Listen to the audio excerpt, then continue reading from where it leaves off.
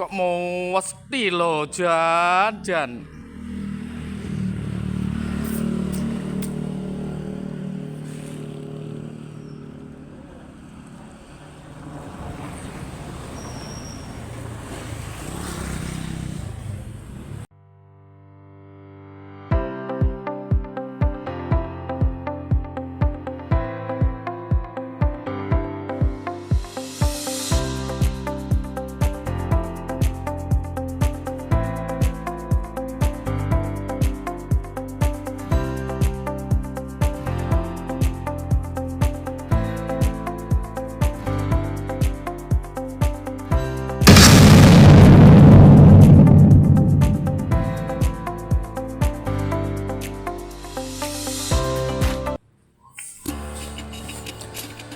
Assalamualaikum, selamat pagi, sugeng enjing.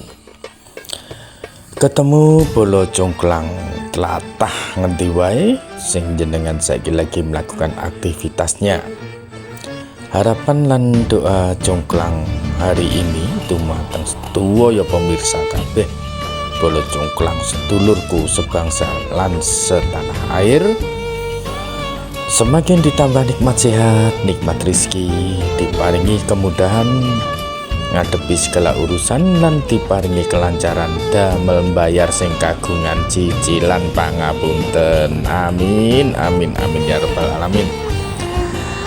Dinten niki jenengan takjak melampah takjak mirsani, takjak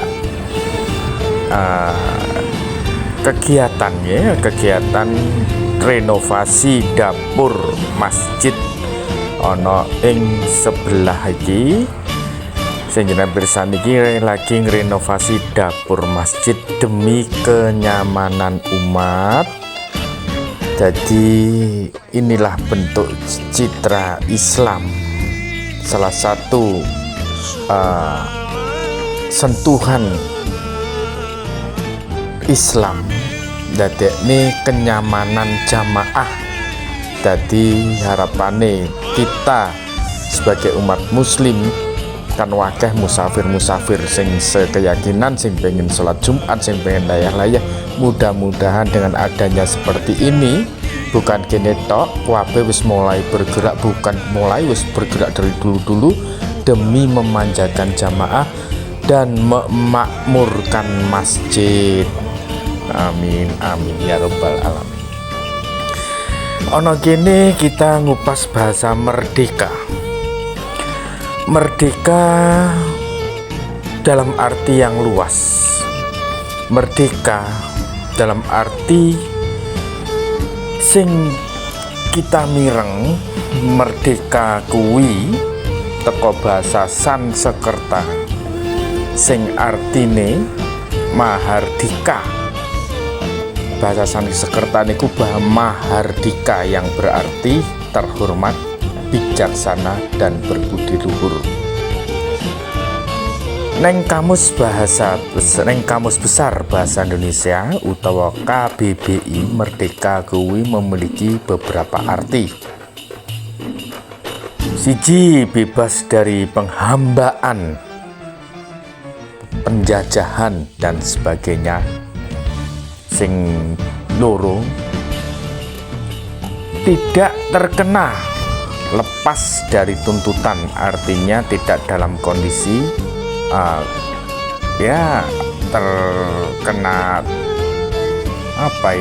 kemerdekaannya, sehingga sing mungkin lagi ngalami, sing lagi tadi pesakitan nang meja hijau yang dimaksud mungkin demikian. Terus ora terikat dan ora bergantung pada pihak tertentu.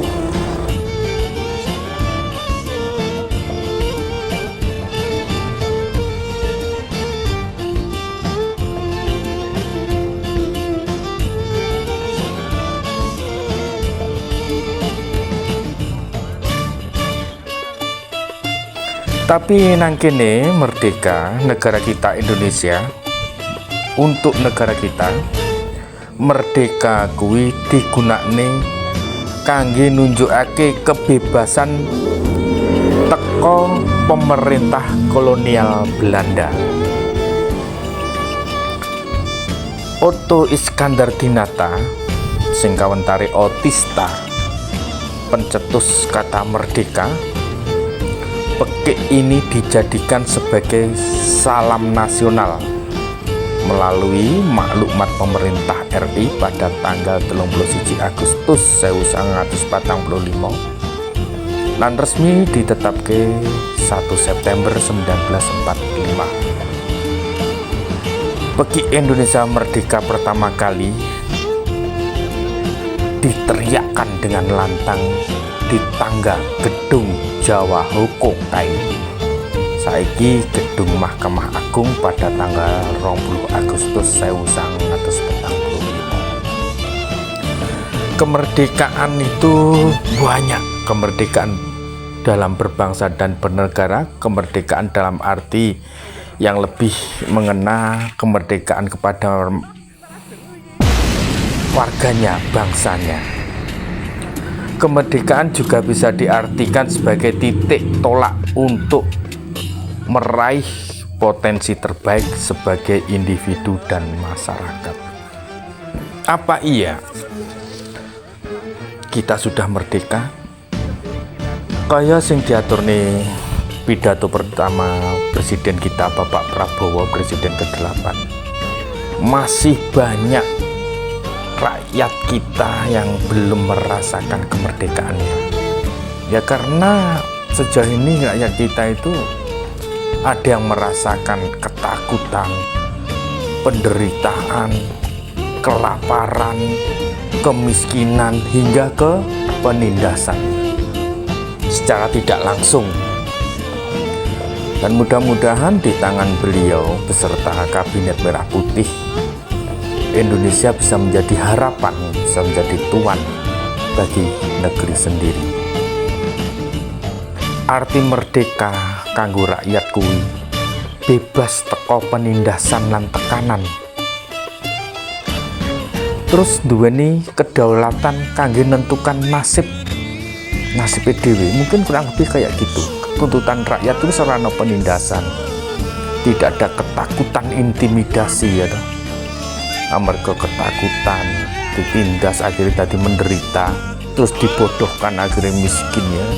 Wong lek wis miskin luwe nang ndi meneh mlayune. Nah itulah, apakah ini sudah merdeka? Selama 79 tahun kita rasakan. Terus bebas dari penindasan politik dan ketidaksetaraan sosial. Membangun identitas dan melestarikan nilai-nilai budaya serta kearifan lokal juga merupakan ciri-ciri kemerdekaan.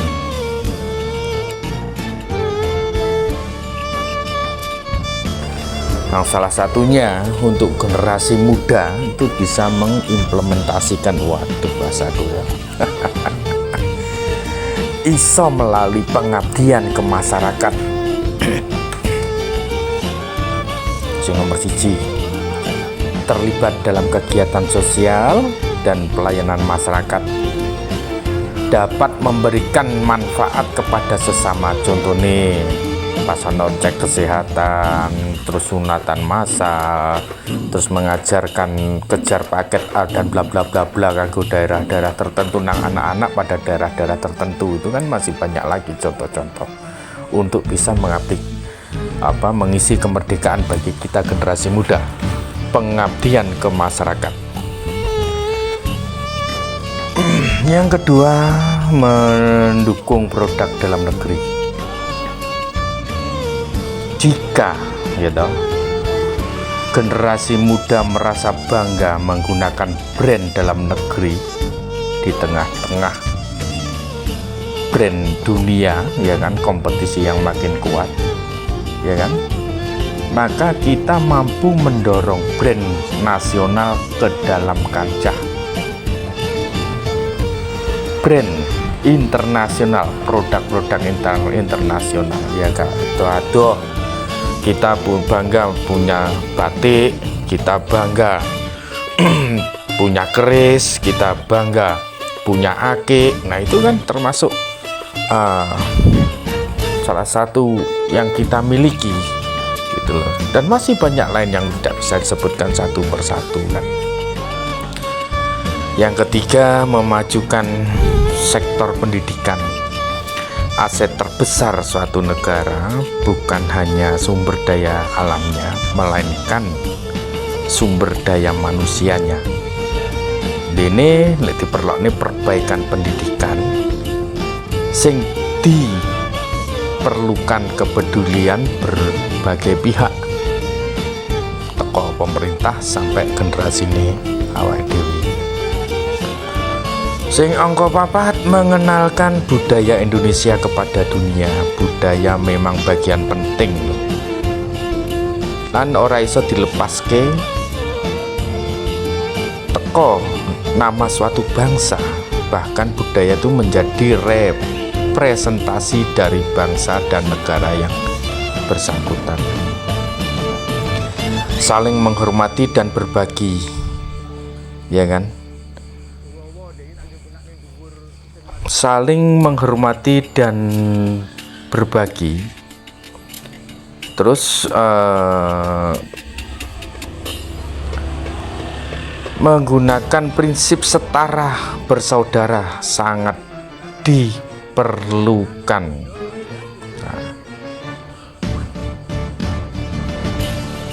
Mengingat Indonesia kui terdiri berbagai suku, ras lan agama.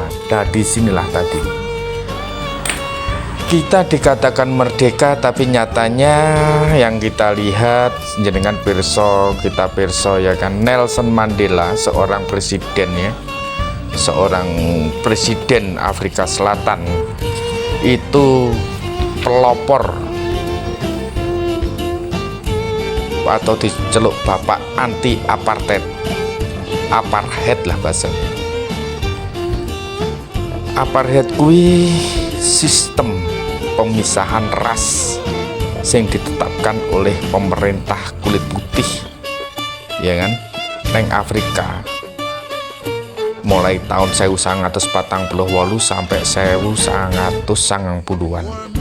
Lah Nelson Mandela itu presiden Afrika Selatan.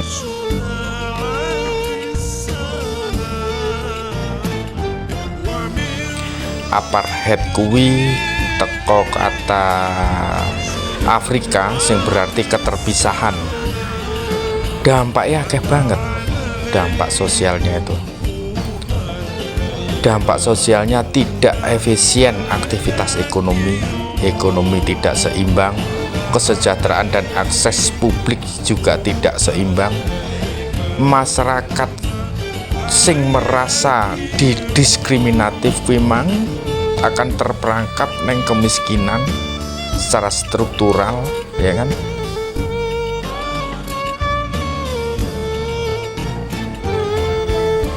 Terus cara kepemimpinan juga seperti itu.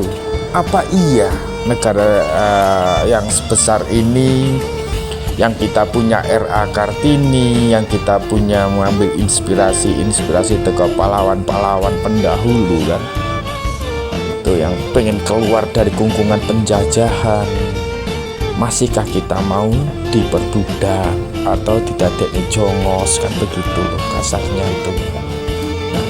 Kita harus bangga bahwasanya kita sudah dimerdekakan oleh pejuang-pejuang kita terdahulu, ya kan, untuk keluar dari keterpurukan gitu loh. Makanya Lembing Channel tadi mengangkat sosok almarhum Nelson Mandela itu, perjuangannya untuk sampai jadi disebut bapak anti apartheid itu luar biasa, yang dampaknya bisa kita rasakan. Akhirnya ada kesetaraan, kesejajaran gitu. Itu bukan lagi ras loh ya, yang dibicarakan akhirnya mendunia. Kalau waktu itu kan kulit hitam sama kulit putih. Jadi neng kene iki secara tidak langsung menghilangkan apa wong sing harus dibentuk, sing dipuja-puja, wong sing harus macem-macem lah. Kita harus sadar bahwasanya kita itu kepingin jadi bangsa yang mandiri, Salah satunya kuwi mang melalui pendidikan. Karena dari lewat pendidikan akan menambah sumber daya manusianya itu akan semakin cerdas. Dan kita tidak akan kurang informasi, dan menjadikan kita kurang informasi, terkesan bodoh dan lain sebagainya, hingga mudah untuk diperbudak. Kui jarene sing matur mangka ya kula kuwi jarene Simbah juga mengatakan demikian. Mangkane Raden Ajeng Kartini itu membuat Eman sampai mendapat gelar julukan pahlawan emansipasi kesetaraan. Jadi wong wedok ki ora mek ning dapur tok, ora mek bisa macak manak dan lain sebagainya. Nah, seharusnya kita sadar sampai ke sana. Ya karena bentuk-bentuk seperti ini bentuk-bentuk kecintaan kita kepada saudara-saudara kita sebangsa dan setanah air. Kapan kita akan jadi tuan bagi diri kita sendiri? Eman. Sementara neng jenengan pirsani dalam kegiatan renovasi dapur ya, renovasi dapur masjid wae. Sedemikian indahnya Islam itu memberlakukan kita. Ya kan? Lek jenengan pirsa indahnya Islam, nggak peduli pejabat apapun, nggak peduli presiden apapun bentuknya jabatannya, begitu masuk masjid nggak ada yang pakai alas kaki, duduk sama rendah, berdiri sama tinggi. Islam itu loh mengajarkan demikian kalau kita mau menyadari dari situ, ya kan? Coba jenengan bersani, kita tidak melihat latar belakang apapun. Jenengan mampir neng masjid, lepas sandal, lepas sepatu. Jenengan merasa umatnya, ya sampean menghambakan diri hanya kepada yang maha hidup. Itulah Islam. Makanya indahnya Islam adalah di sini. Nah, cobalah kita mencoba saling mengingatkan ya, bukan terus harus iki kudu ini kan ndak, kita wajibnya hanya mengingatkan. Seperti yang kita dengar simbah lek wong syiar itu tidak harus melalui, nah wong mengingatkan itu juga bagian daripada syiar. Nah, kebetulan momen-momen ini momen renovasi masjid, renovasi dapur masjid gitu loh. Masjid yang sedang kita renovasi dapurnya ini tidak melihat sopo jamaah sing arepe mlebu, kowe engko ndek pangkat apa, kowe sukumu apa, kowe rasmu apa. Enggak melihat. Islam enggak mengajarkan kekerasan. Islam hadir itu justru untuk memeluk, rahmatan lil alamin katanya. Dan bahkan dunia mengakui Indonesia itu Islam terbesar dunia, tapi mereka aman gitu loh. Hidup di Indonesia agama minoritas, katakan sing jenengan pirsani nang media sosial ya, kebanyakan mereka merasa aman kok. Dan Islam itu tidak keras, tidak radikal kok Islam Indonesia itu. Nah, dari sini ayo kita berkaca. Lantene wis disiapne bersih, wis enek sing berseni. Tamu Allah hadir, silahkan. Begitu jamaah dimulai, takbiratul ihram sing merasa menjadi pimpinan, sing merasa menjadi seorang imam maju ke depan yang kapasitasnya ada, ilmunya ada. Kita sebagai makmumnya tinggal ngikut kan. Gak ada yang kelas. Presiden pun di belakang imam kalau tidak menjadi seorang imam. Nah, kepala negara ini juga tunduk pada seorang imam masjid. Nah, ini yang harus sangat kita sadari. Makanya sing congklang krungu simbah matur teko daw simbah sampai guru ngaji sing dhisik mature tetap tak rekam. Tingkat ketakwaan tidak diukur dari baju. tidak melihat alma mater, tidak melihat apapun. Sebaik-baik yang dilihat itu ketakwaannya di hadapan Allah. Tidak melihat kamu dari negara mana, dari negara mana, dari daerah mana, dari daerah mana, dari kota mana, dari desa mana. Itulah indahnya Islam. Makanya kita biar bisa merasakan indah kalau kita ternyata hidup rukun, tentrem, ya kan, saling berbahu, tolong menolong. Wah, indah.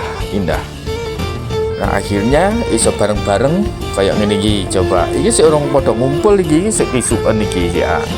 Sauntara ngene wae Congklang ngajak cerita lan mirsani ana sing kurang pas Congklang nyuwun pangapura. Assalamualaikum.